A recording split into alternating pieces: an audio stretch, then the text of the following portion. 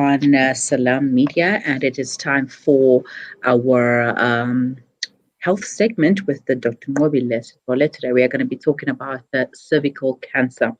More than 13,000 women in the United States will be diagnosed with cervical cancer each year, and more than 4,000 will die. Cervical cancer is the fourth most common type of cancer for women worldwide, but because it develops over time, it's also one of the most preventable types of cancer. Joining me on the line right now is Dr. Nqobile to talk more about this. Dr. Nqobile, good morning. Good morning to you and the listeners. Thank you for joining me this morning. It's always a pleasure to give the talks. All right, thank you. So, Dr. Nqobile, first things first, what is cervical cancer? What type of cancer is it? Cervical cancer is malignant tumor which can involve the part of the uterus which is called the cervix. So it's at the mouth of the womb. That's where this type of cancer occurs. Obviously, the term malignant means that it has potential to spread to other parts of the body. Mm-hmm. And what are the most common symptoms of cervical cancer? Cervical cancer presents in all age groups, and importantly in terms of the age where we see this type of cancer due to lifestyle and HIV infection and all other conditions like diabetes that actually dampens one's immune system. We've seen younger people presenting with this type of cancer. Symptoms may be chronic pelvic pain, and depending on the stage, initially it may just be chronic pelvic pain that's not, subsiding with recurrent pain medication. And you may find that even when the person goes to a doctor, they'll be checked for other causes, and there's absolutely no other cause. And for women who are still having their periods on a monthly basis, there may be change in the frequency and in the heaviness as well. And commonly, the other symptom is vaginal discharge, which may range from offensive, bloody, and sometimes, importantly, women can actually see changes in their body. Mm-hmm. So suddenly when somebody has a mass or a lump that wasn't there, so it may just indicate. And very late in the cancer, like we say, it can affect the way it can spread to the bladder, so there will be additional bladder symptoms. It can even spread to the rectum because those are nearby structures. So one may have chronic constipation and, pain on passing stool. Mm-hmm. And how common is cervical cancer amongst women of color? Cervical cancer is common, is actually very common than we think, and even in women of color. One of the reasons, as I've mentioned, is, because of the changes in healthcare demographics and the evolving of healthcare issues itself, especially with a high prevalence of HIV.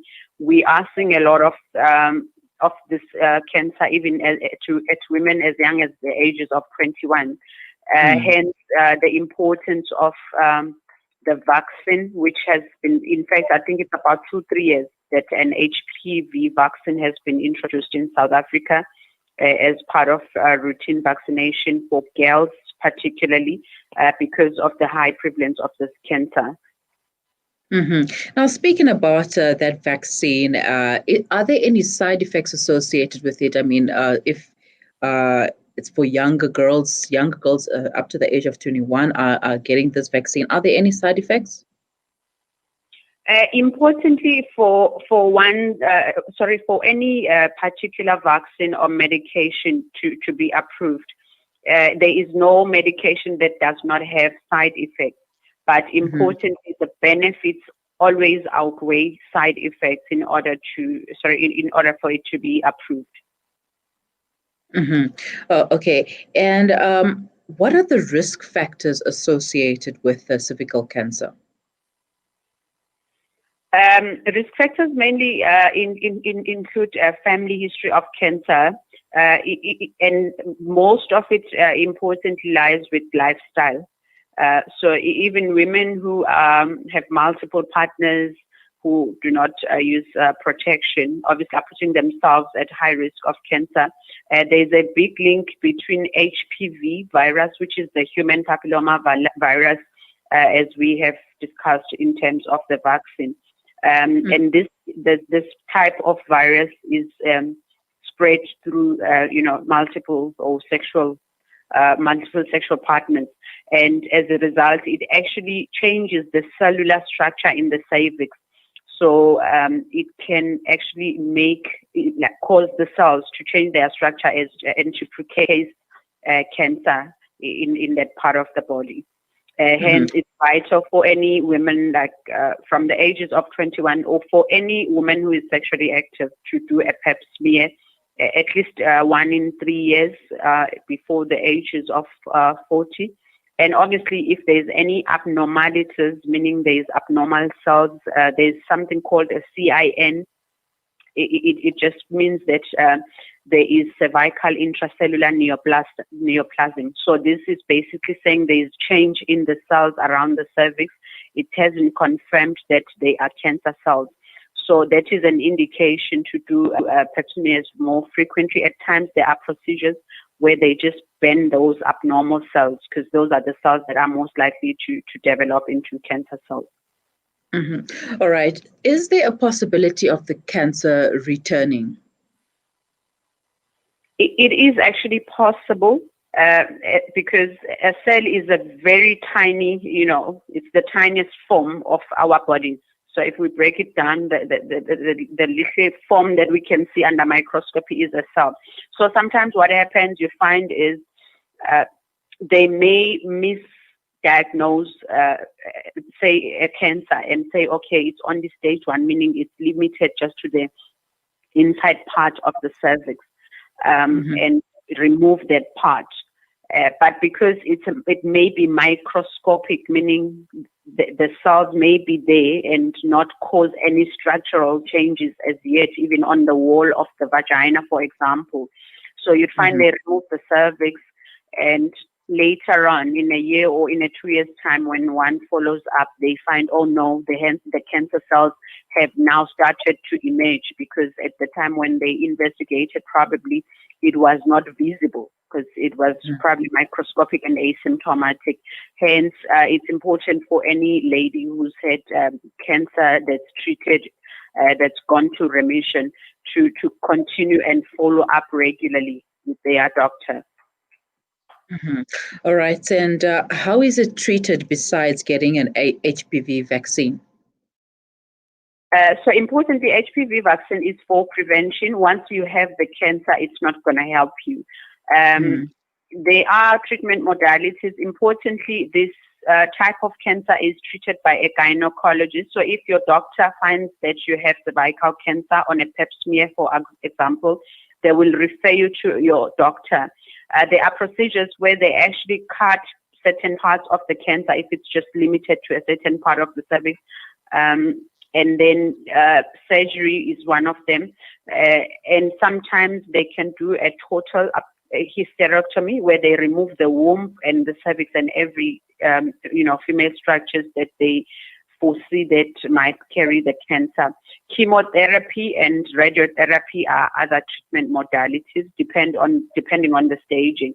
So especially for cancer that has spread, then an oncologist who specializes in treatment of cancer does get involved.